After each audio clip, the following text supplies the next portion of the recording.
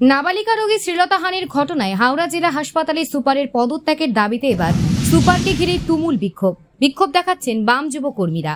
তাদের দাবি, ঘটনায় সুপারকে অপসারণ করতে হবে।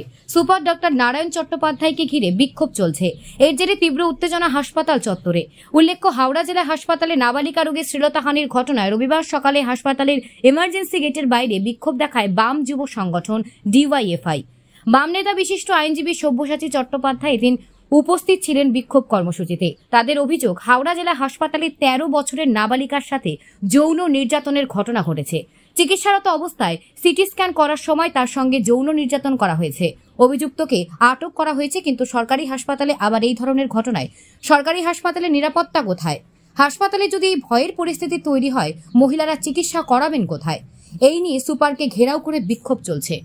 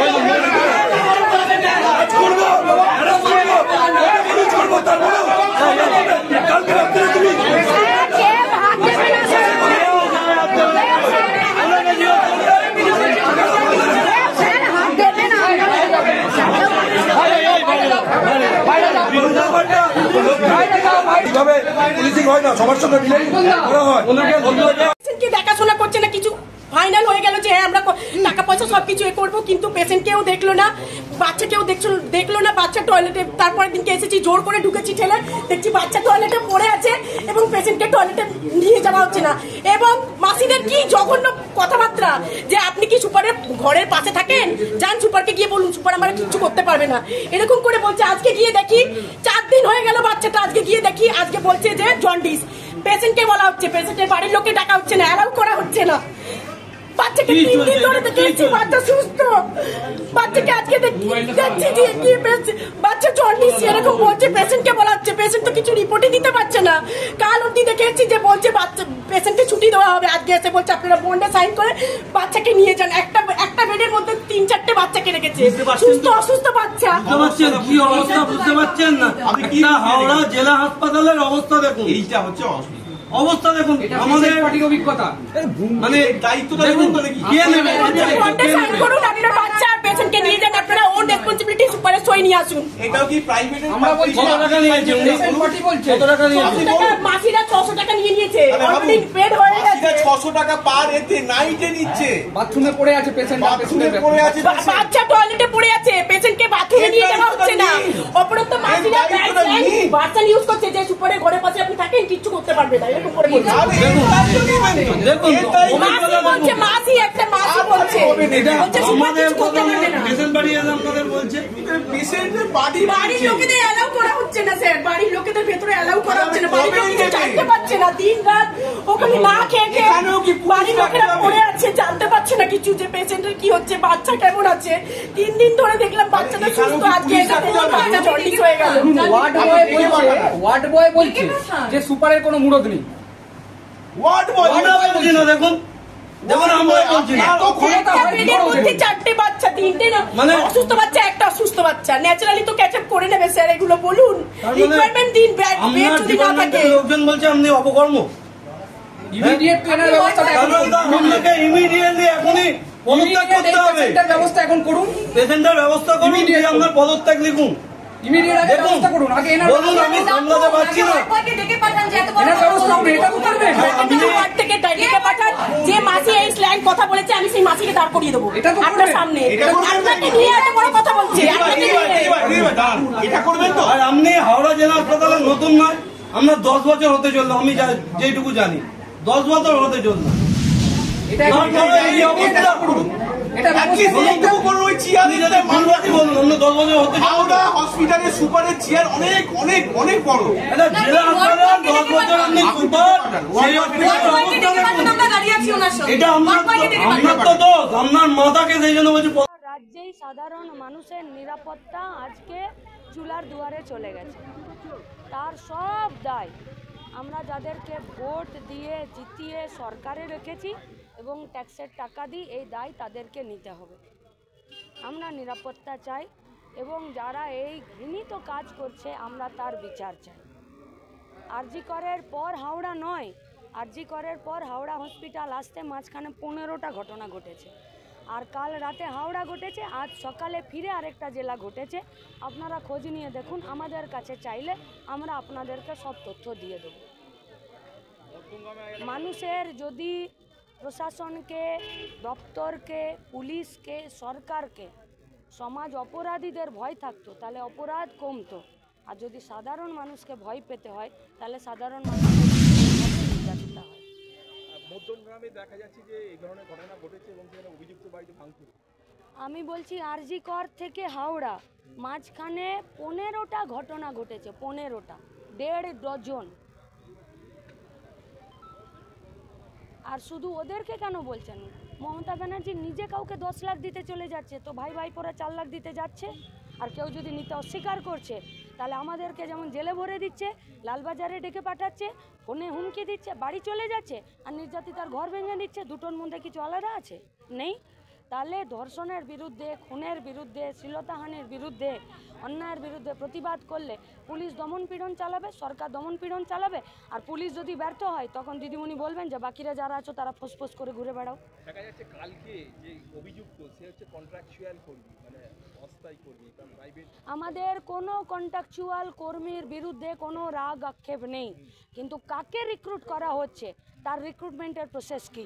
এতে তাকেও শোষণ করা হচ্ছে, গোটা সিস্টেমটাকে নষ্ট করা হচ্ছে। আর তাকে রিক্রুটমেন্ট করার জন্য এক অংশের ডাক্তারবাবু, এক অংশের পুলিশ, এক অংশের লোকাল তৃণমূল নেতা, এক অংশের সরকারি লোকজনের পকেট গরম হচ্ছে। রিক্রুটমেন্ট যে হচ্ছে তার শোষণ হচ্ছে, সে আবার এই ধরনের কোনো ঘটনায় যুক্ত হয়ে গেলে তার যা হবার তাই হচ্ছে। আর সুপার দায় খালাস, রিক্রুটমেন্টের আগে তার কোনো পুলিশ ভেরিফিকেশন নেই, যেমন সিভিকের নেই। ওনাকে শুনুন, ওনাকে পদত্যাগ করতে হবে, স্বাস্থ্যমন্ত্রী, পুলিশ মন্ত্রীকে পদত্যাগ করতে হবে, নাহলে কৈফিয়ত দিতে হবে, ওনার হাইরেটিকে ডেকে পাঠাতে হবে, নাহলে লাগাতার এখানে অবস্থান চলবে। উনি কি বলছেন 5 মিনিট আমরা বলেছি, উনি কৈফিয়ত দেবেন। আর আপনাদের বলছি আমরা দায়িত্ব নিয়ে ওনার টেবিলে একটা কাগজ এদিক ওদিক হবে না, ওনার গায়ে কেন একটা কি বলবো কাগজও নিচে কোনো হবে না। হসপিটাল আমাদের মা বোনও এখানে ভর্তি থাকে, এই নিয়ে আপনাদের কোনো চিন্তা নেই। আপনারা বাইরে দাঁড়ান, উনি বললে যা বলবেন আমরা শুনে, যদি না বলতে পারেন সারাদিন ওনাকে আমরা ঘিরে থাকতে হবে। আমি বলি আগে, আপনারা তো 4জন ঢুকবেন বলেছিলেন, তো আপনারা বাদবাকি বাইরে যান, আপনারা 4জন কথা বলুন।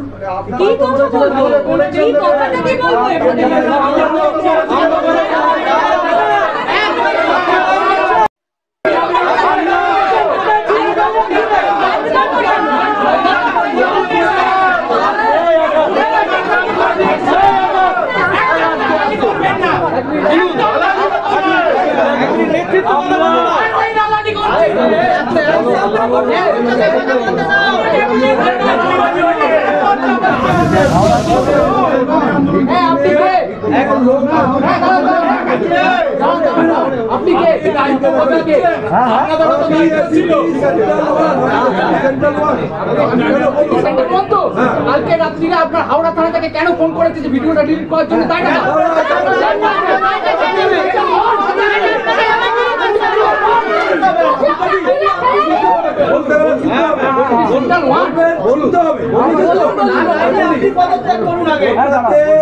ভিকটিমের ছবি যেহেতু দেখা গেছিল বলে ওটা ভাইরাল করলে ভিকটিমের অসুবিধা হবে বলে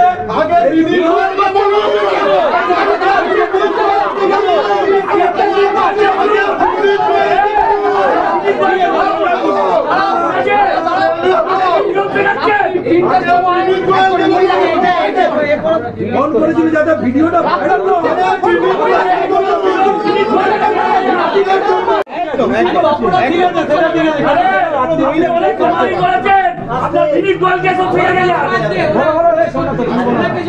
হয়। না না প্রথম হচ্ছে ডেপুটেশনের কোনো ব্যাপার নেই। যাদের যাদের মনে হয়েছে তাদের বাড়ির মেয়েরা অসুবিধা সবাই এখানে এসেছে। আপনি এই সময় জানি আমাদের ল অ্যান্ড অর্ডার শেখাতে পারেন না। যদি ল অ্যান্ড অর্ডার শেখাতে হতো আমাকে শেষ করতে দিন, না লেখতে ফিনিশ আমাকে শেষ করতে দিন। যদি আপনি ল অ্যান্ড অর্ডার দেখাতে চাইতেন তাহলে গতকাল ওই মেয়েটির সঙ্গে কেন কোনো মহিলা অ্যাটেন্ডেন্ট ছিল না স্ক্যানিং এর ভিতরে সেইটা না অবশ্যই না ওনাকে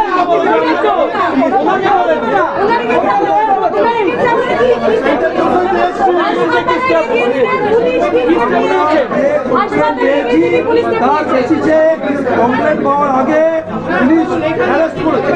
কমপ্লেন পাওয়ার আগে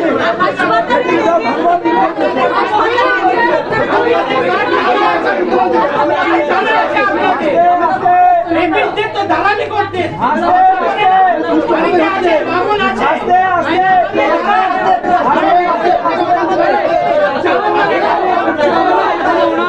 ওনাকে দায় নিয়ে পদত্যাগ করতে হবে, নাহলে কতক্ষণ আমরা করবো এগুলা চাইবে না।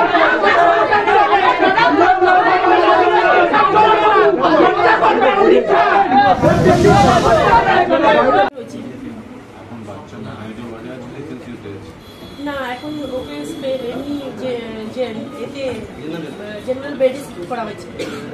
3 দিন বাচ্চা সুস্থ ছিল, আজকে এসে দেখছি যে পেশেন্টকে বলা হয়েছে বাচ্চার জন্ডিস হয়েছে। বেড নাম্বার কত? একটু পেছনে এদিকে ছবি পাবে। বেড নাম্বার তুমি পাবে না, একটা বেডে 3-4টা বেবি রাখা হয়েছে। একটা 3-4টা বেডে, হ্যাঁ জানি ওই বেড না সব বেডে ঠিক আছে ভেঙে যাবে।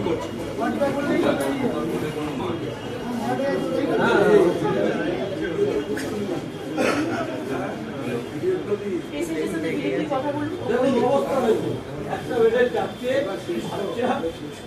আরে আগে পেশেন্টার হোক তারপর আমরা কথা বলবো।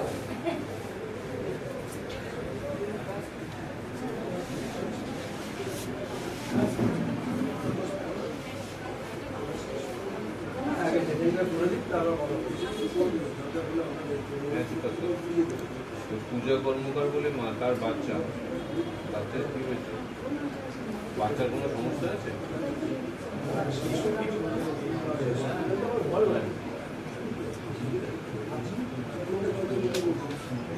এই বাচ্চার কি জন্ডিস আছে?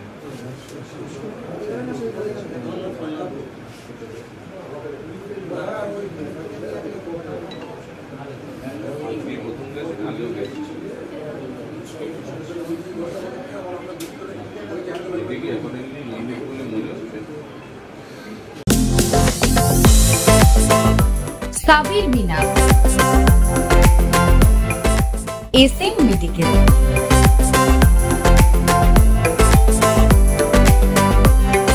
এখন মিনার কাজের সরঞ্জাম কিনতে আর আপনাকে দূরে কোথাও যেতে হবে না। এখন সাবির মিনা আপনাদের জন্য একই ছাদের নিচে মিনার কাজের সমস্ত রকম সরঞ্জাম পাইকারি মূল্যে দিচ্ছে। পাশাপাশি আপনি একাধিক অভিজ্ঞ ডাক্তার দ্বারা সুচিকিৎসার সুবিধা ও অতি স্বল্প খরচে সব রোগের ওষুধ পেয়ে যাবেন সাবির মিনা ও এসএম মেডিকেলে। শুধু তাই নয়, এখানে চিকিৎসা করাতে এসে আপনার বাচ্চাদের সময় কাটানোর জন্য ছোট্ট পার্কের ব্যবস্থাও রয়েছে। সামনেই রয়েছে গাড়ি পার্কিং এর ব্যবস্থাও। সাধারণ মানুষের কথা চিন্তা করেই এত কিছু সুযোগ সুবিধা দিচ্ছে সাবির মিনা ও এসএম মেডিকেল।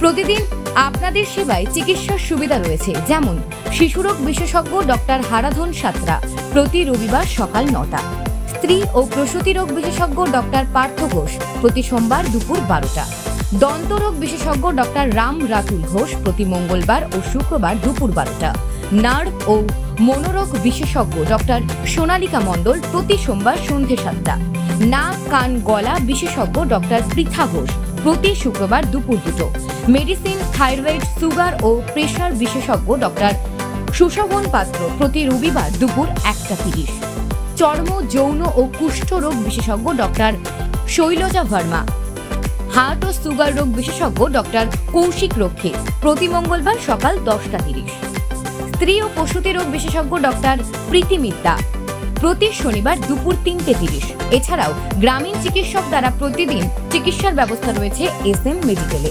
চিকিৎসার জন্য নাম লেখাতে কিংবা বিস্তারিত জানতে এই নম্বরে ফোন করুন 7586908433 অথবা 9321759500।